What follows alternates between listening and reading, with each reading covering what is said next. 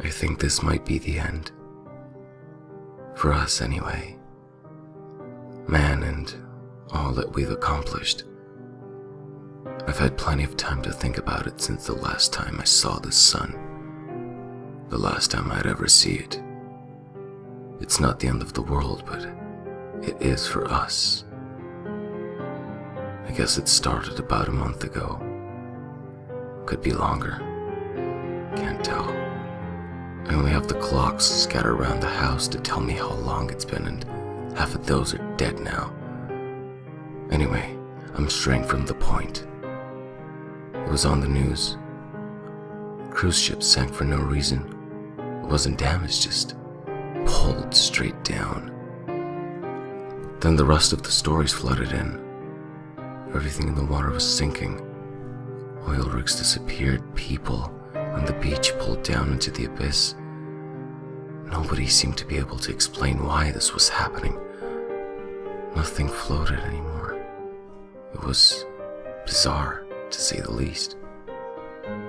This filled the news for a couple more days until it just got frightening. It was during the one broadcast that I had changed for the worse. It was a report from some beach, and on location report about this strange phenomenon. They were just recycling the same questions we had been asking for days. Suddenly panic seemed to grip the face of the reporter. She screamed as the camera quickly tilted down. Her feet were sunk into the sand down to her shin. I remember smirking and thinking it was just some overly sensitive reporter messing up, but then the camera dropped. The remaining 10 or so seconds that followed showed not just the reporter sinking into the sand, but all of them. The whole media circus that had descended onto the beach to cover the same story. The reporter who was down to her shin a minute ago was now down to her chest. The shot of her writhing, screaming, and sinking people ended shortly as the camera was engulfed by the sand. The news stayed on for a few more days, but there was nothing to say. Some blamed sinkholes for what happened to the beach, while others argued against them from the safety of their downtown studios. The news was a waste of time now. It was much easier to look out the window. It was more or less a ghost town outside. Everyone was indoors, afraid to leave their homes. It didn't seem to make sense. The roads and pavements were being absorbed by grass and dirt.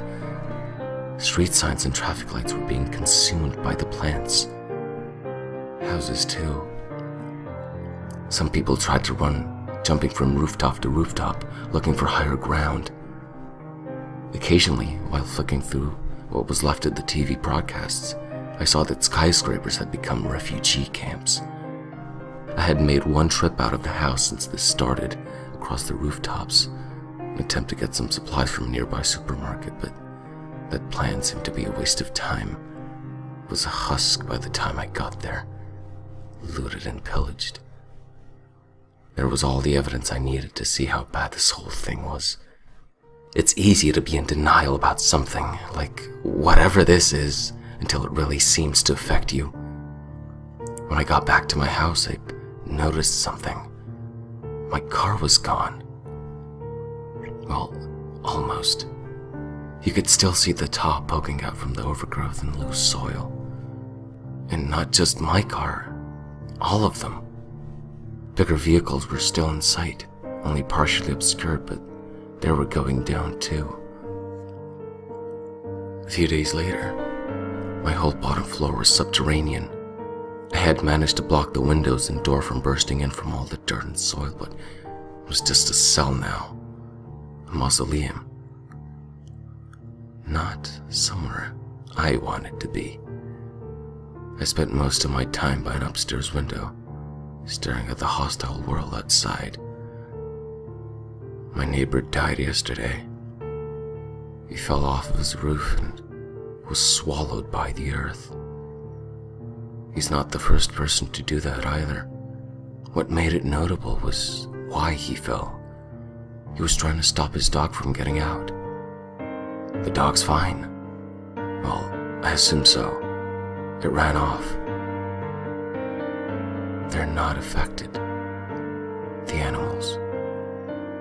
This is our fate. That nihilistic little discovery was too much for me to bear. This whole thing. Fucking nightmare, if you ask me. I hit the bottle hard and passed out for the night. When I woke up, my head was pounding in the darkness. I flicked the light switches and the fuses, but the power was out. I took the flashlight by the fuse box and looked around the house for any supplies. While checking the upstairs, I saw it. The last glimpse of natural light I'll ever see. I had been thinking that it was just night, that I had slept all day in an alcohol coma. By the time I could cross the room to the window, it was gone. It was underground. I tried to get out, smashing through plaster and tiles to be greeted with a stream of soil pouring out from where the sky should be. I don't know how much longer I've got in here. In my house-sized coffin. There's only so much food and so much air. I've got a little bit of light, a couple candles and a book of matches. The flashlight died some time ago. But this is our fate. Man's fate. Our return to Earth.